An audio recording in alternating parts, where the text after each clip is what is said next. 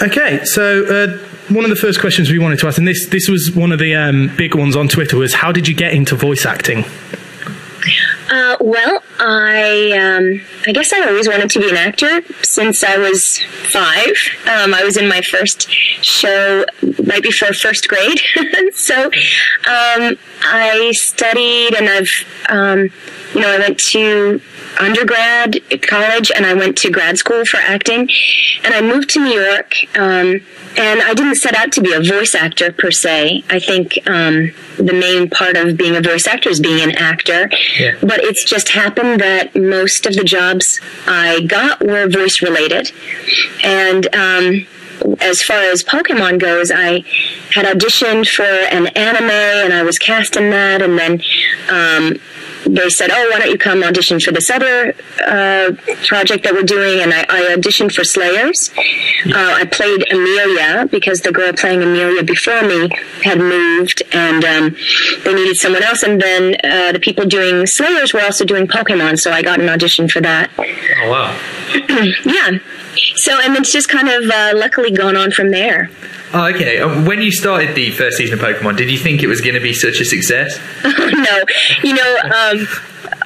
So first of all, when you go to work, we just record. There's you alone in the booth, and the engineer and the director.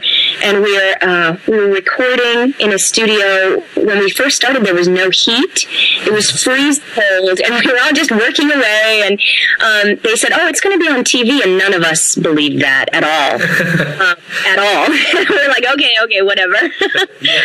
Hope we get paid, And then it came on at 6 a.m., and then it was moved to 6:30, and I remember recording the episodes with videotape, way back in 1998, and because I didn't think it would last at all, and we certainly didn't know even year to year if it was going to go on.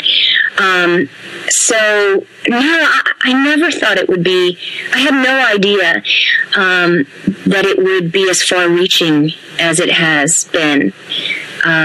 Yeah, it's amazing to me. And also getting to talk to people at conventions, it's incredible how, a show that ultimately was an advertisement for video games really touched so many people. I think I played Ash, so of course I love Ash, and I consider him kind of everyman. We all see a bit of ourselves in Ash and that positiveness that he travels with, and always trying to figure out how to do something, not to get beaten by it.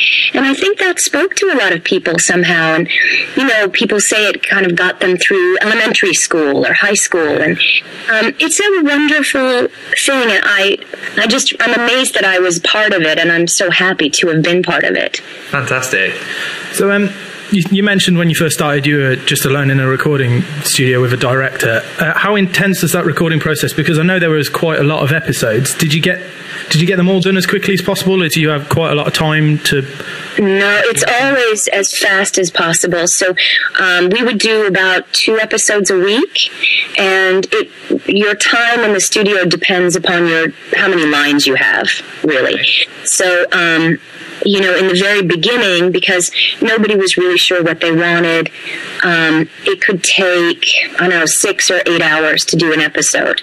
And then towards the end, because I was Ash for the first 8 seasons, towards the end there were all these other characters, and so let's say Ash might have had 100 lines in the beginning, he would have 50, later on, and so it would take sometimes 2 hours for me to do an episode just as Ash, because everybody knew what they were doing and we could move more quickly. But you only go one person at a time, and you go line by your line to your next line. Okay. And in terms of moving very quickly, I would get to work, they'd hand me the script, I'd go in the booth, and we'd just start. Sometimes we get a little synopsis of what the episode is about, sometimes not. Okay. We just go. Yeah. So did you have the video to act along to at all? Yeah, we had to match the lip flap. And, someone translates the script from Japanese, and then someone else would adapt it. And then hopefully the person adapting it, as they change the words to match the lip flap, and then when the actor gets in the booth, they see how it works. Oftentimes you have to pause in a way that doesn't make sense, but it fits the lip flap, Yeah. And then we're trying to make that work, or put in some kind of a breath or something that makes it seem more natural. Yeah. But yeah, we would move pretty quickly. So, after the success of the first TV series, there was a movie, and were you excited to do the first movie? And how was it different from doing the show that you'd already done? Well, we got to record the movie in a movie soundstage in a way. Cool. So we were out of our tiny studio and in a place that, the microphone is in the middle of a really big room. And you felt kind of like, oh, now I'm a real actor, It was really neat. And plus the movie went on for, I don't even know, an hour and a half, was it? Or it was so much bigger. And the episodes are intense in their own way, but this was so much more dramatic. Sure. That it was pretty exciting. And then I got to go to the premiere in LA. And that was incredible because I got to walk down the red carpet, and of course nobody even knew who I was or that I was even in the movie, but it was really exciting, and just those tiny things where, all actors work really hard, and most of the time no one sees anything that you do. And so it was neat to be in a theater, and then we all went to the premiere here in New York. But to be in the theater and hear the response, that was pretty incredible. Wow. I can imagine it would have been.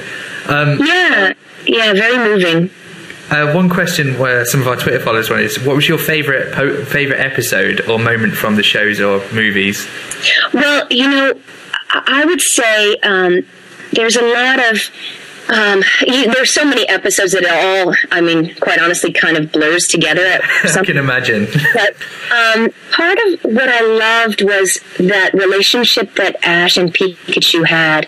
And I loved those moments where it was so, intimate, or after they'd have first of all, I don't fight very much, so I love the battles. I love stage combat, and I loved... throwing things and all of that. So those action scenes were great. But, after a great battle, when Ash brings Pikachu back and he says, great job, buddy. You deserve a good long rest. Those little moments where you saw who they really were, not just these cartoony characters. I loved that. And, when Butterfree is freed, and all those moments where they were really real. And, and then we all cried. I loved that. So, so there's not a specific moment for me, but just that they got to be real, I guess. Yeah, well, that was one of the big things about the show, I suppose, that it's the bond between the trainer and their Pokemon. It was a big thing. Another big thing on Twitter was people wanted to know, where did you get your inspiration for the voice of Ash and all of his mannerisms and the way he talks? Did you get much direction on that, or did that come from you? Or well, I think it was a combination, really. For the audition, I got to listen to the original actress, and so I tried to. They wanted everyone to sound somewhat similar to the original, and then. So then I was cast as Ash, and then I was uncast, and then they decided at some point they were going to use a real kid, and then they decided that wasn't going to work out, and then I was cast again. And so as we kind of worked through it, my brother was 10 at the time, so I recorded him, and I said, well, this is what a 10-year-old sounds like, which is similar to what I was doing. Yeah. And then I had in mind, I don't know if you've ever seen this, but the stop-action Christmas specials. They're Rudolph, and they're like, little, they're not claymation, but they're little action figures. Rudolph, he's like, oh, she thinks I'm cute! And he has this kind of nasally nose because no one can see that he has a glowing red nose. Yeah. And also, Speed Racer was always one of my favorite cartoons. And the voice of Spritle, kind of, I thought as a mashup of those that's kind of what Ash was. And so as we started, the voice was kind of in a place, and then it was allowed as so many people stopped listening and judging what was going on in the show. We were allowed to kind of get into making it our own, which is where Ash's voice somewhat settled in the first season. So, a very long answer to your question. It was a group effort, but I certainly kept certain inspirations in mind. Wow, I bet not a lot of people knew that.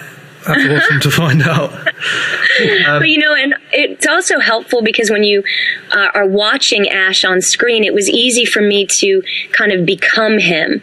Because, I kind of get into a stance and I can, throw things and be him. And I find when I watch the show, I don't really think of it so much as like, oh, I remember doing that line, but I love Ash when he does this. I can separate myself from it more than I can other characters.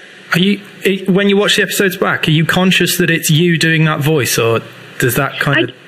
Yeah, in a way, but for Pokemon, I'm more easily able to watch it separately and not think, oh yeah, I did that, or I'm able to kind of take myself out of that and just enjoy the show.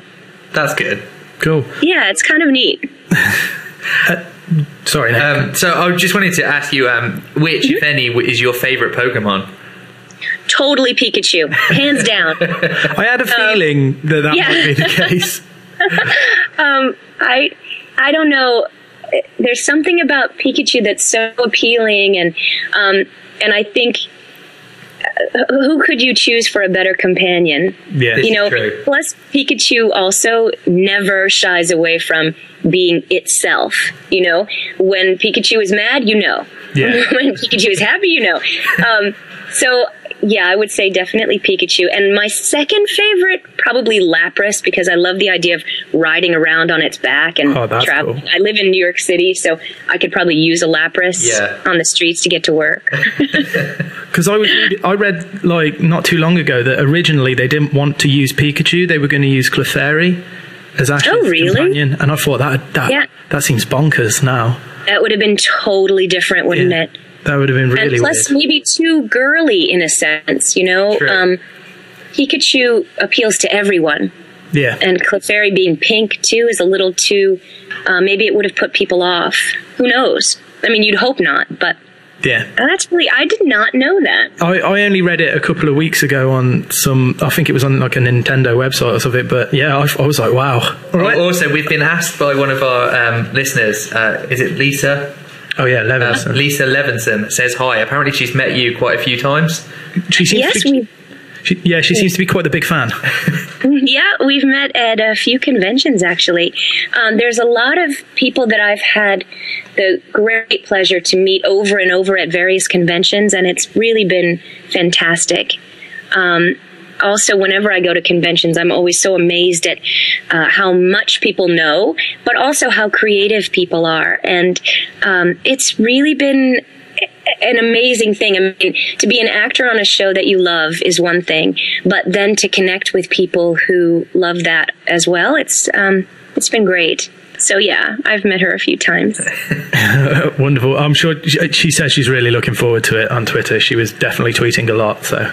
I think that's about all we've got time for, but thank you very much for joining us. Oh, it's so my pleasure. I wish I were there in person. Oh, but this is the next best thing. Indeed. Okay. Yeah, anytime. Just give me a ring. Well, best of luck with your show. Thank you very much, Veronica, and thank you for joining us. You're welcome.